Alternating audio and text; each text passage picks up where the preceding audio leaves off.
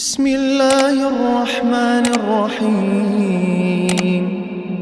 معزز ناظرین کرام، السلام علیکم ورحمۃ اللہ وبرکاتہ۔ حضرات محترم، آج کی اس ویڈیو میں ہم نماز کی دوسری شرط یعنی ستر عورت کے تعلق سے بات کریں گے۔ پہلے ہم ستر عورت کے معنی عرض کرتے ہیں کہ ستر یعنی چھپانا، اور عورت یعنی مرد اور عورت کے بدن کا وہ حصہ جس کو کھلنا معیوب اور اس کو چھپانا لازمی ہے۔ لہٰذا اب ستر عورت کے معنی یہ ہوئے مرد اور عورت کے بدن کا وہ حصہ جس پر پردہ واجب ہے اور اس کا دکھانا باعث شرم ہے۔ عورت کو عورت چھپانے کی چیز اس لیے کہتے ہیں کہ وہ واقعی چھپانے کی چیز ہے، یعنی عورت عورت ہے۔ حدیث پاک میں امام ترمذی نے حضرت عبداللہ ابن عباس رضی اللہ تعالی عنہ سے روایت کی ہے کہ رسول اللہ صلی اللہ تعالی علیہ وآلہ وسلم ارشاد فرماتے ہیں کہ عورت عورت ہے یعنی چھپانے کی چیز ہے، جب نکلتی ہے تب شیطان اس کی طرف جھانکتا ہے۔ مسئلہ بدن کا وہ حصہ جس کا چھپانا فرض ہے، وہ حصہ نماز کی حالت میں چھپا ہوا ہونا شرط ہے۔ حضرات محترم، اب یہاں سے ہم ستر عورت کے تعلق سے کچھ اہم مسائل کو جانیں گے۔ تو مسئلہ ستر عورت ہر حال میں واجب ہے، خواہ نماز میں ہو یا نہ ہو یا تنہا ہو۔ کسی کے سامنے بلا کسی غرض صحیح کے تنہائی میں بھی کھلنا جائز نہیں۔ لوگوں کے سامنے یا نماز میں ستر عورت بالاجماع فرض ہے۔ مسئلہ اتنا باریک کپڑا جس سے بدن چمکتا ہو ستر کے لیے کافی نہیں ہے، اس سے اگر نماز پڑھی تو نماز نہ ہوگی۔ مسئلہ مرد کے لیے ناف کے نیچے سے گھٹنوں کے نیچے تک کا بدن عورت ہے، یعنی اس کو چھپانا فرض ہے۔ ناف اس میں داخل نہیں اور گھٹنے اس میں داخل ہے۔ مسئلہ عورت کے لیے سارا بدن عورت ہے، یعنی اس کو چھپانا فرض ہے، لیکن منہ یعنی چہرہ، دونوں ہاتھوں کی ہتھیلیاں اور دونوں پاؤں کے تلوے عورت نہیں، یعنی بحالت نماز عورت کا چہرہ، دونوں ہاتھوں کی ہتھیلیاں اور دونوں تلوے کھلے ہوں گے تو نماز ہو جائے گی۔ مسئلہ مرد کے جسم کا جو حصہ شرعاً عورت ہے، اس حصہ بدن کو 8 حصوں میں تقسیم کیا گیا ہے، اور ہر حصہ الگ الگ عضو میں شمار کیا جائے گا، اور ان میں سے کسی ایک عضو کی چوتھائی جتنا حصہ کھل گیا تو نماز فاسد ہو جائے گی۔ مسئلہ مرد کے بدن کے حصہ ستر عورت کے جو 8 اعضاء ہیں وہ یہ ہیں: نمبر 1 ذکر، نمبر 2 دبر، نمبر 3 انثیین، نمبر 4 اور 5 ہر ایک سرین، نمبر 6 اور 7 دونوں رانے اپنی جڑ سے گھٹنے کے نیچے تک الگ الگ عضو ہے۔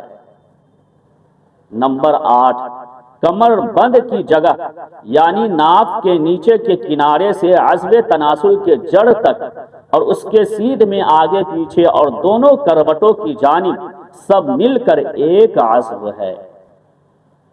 مسئلہ عورت کے بدن سے چہرہ، دونوں ہتھیلیاں اور دونوں تلوے کے علاوہ سارا بدن عورت ہے، یعنی اس کو چھپانا فرض ہے، اور اس کو 26 اعضاء میں تقسیم کیا گیا ہے۔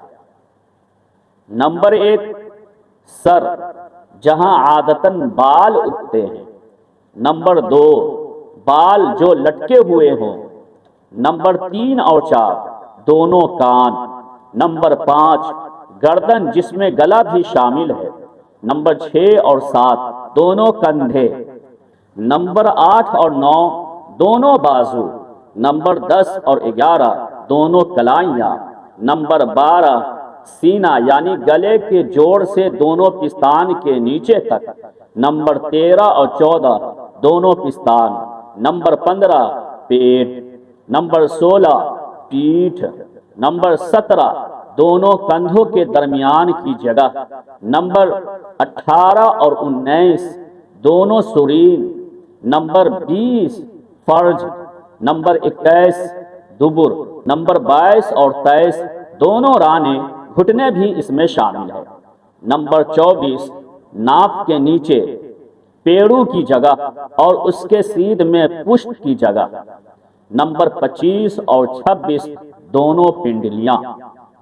مسئلہ، مرد اور عورت کے مذکورہ اعضاء سطر عورت میں سے کسی ایک عضو کی چوتھائی جتنا حصہ ایک رکن تک یعنی 3 مرتبہ سبحان اللہ کہنے کے وقت کی مقدار تک کھلا رہا تو اس کی نماز فاسد ہو جائے گی۔ مسئلہ، اگر نمازی نے مذکورہ اعضاء میں سے کسی ایک عضو کی چوتھائی قصداً کھولی، اگرچہ فوراً چھپا لیا اور 3 مرتبہ سبحان اللہ کہنے تک کھلا نہ رہنے دیا، تب بھی اس کی نماز عضو کی چوتھائی کے کھلنے کے وقت ہی فوراً فاسد ہوگی۔ مسئلہ، اگر نماز شروع کرتے وقت مذکورہ اعضاء میں سے کسی عضو کی چوتھائی کھلی ہے یعنی اسی حالت میں تکبیر تحریمہ اللہ اکبر کہی تو اس کی نماز شروع ہی نہ ہوئی۔ مسئلہ، عورتوں کا وہ دوپٹہ جس سے بالوں کی سیاہی چمکے مفسد نماز ہے۔ مسئلہ، عورت کا چہرہ اگرچہ عورت نہیں لیکن غیر محرم کے سامنے چہرہ کھولنا منع ہے اور اس کے چہرے کی طرف نظر کرنا اور دیکھنا غیر محرم کے لیے جائز نہیں۔ مسئلہ، ستر عورت کے معنی یہ ہیں کہ نمازی اپنے سطر کو دوسرے لوگوں سے اس طرح چھپائے کہ اس کے جسم کی طرف عام طور سے نظر کرنے سے اس کا سطر ظاہر نہ ہو۔ تو معاذ اللہ اگر کسی شریر نے کسی نمازی کا سطر جھک کر دیکھ لیا تو نمازی کی نماز ہو جائے گی اور نماز میں کچھ فرق نہیں آئے گا، البتہ جھک کر دیکھنے والا سخت گنہگار ہو۔ مسئلہ، آج کل لوگوں میں ایک غلط مسئلہ رائج ہے کہ اگر تہبند لنگی کے نیچے چڈی یا جانگیاں نہیں پہنا تو نماز نہیں ہوتی۔ یہ بات بالکل غلط ہے، نماز ہو جائے گی۔ اللہ تبارک و تعالیٰ کی بارگاہ میں دعا ہے کہ مولا ہم سبوں کو صحیح ڈھنگ سے نماز پڑھنے کی توفیق و رفیق عطا فرمائے، آمین۔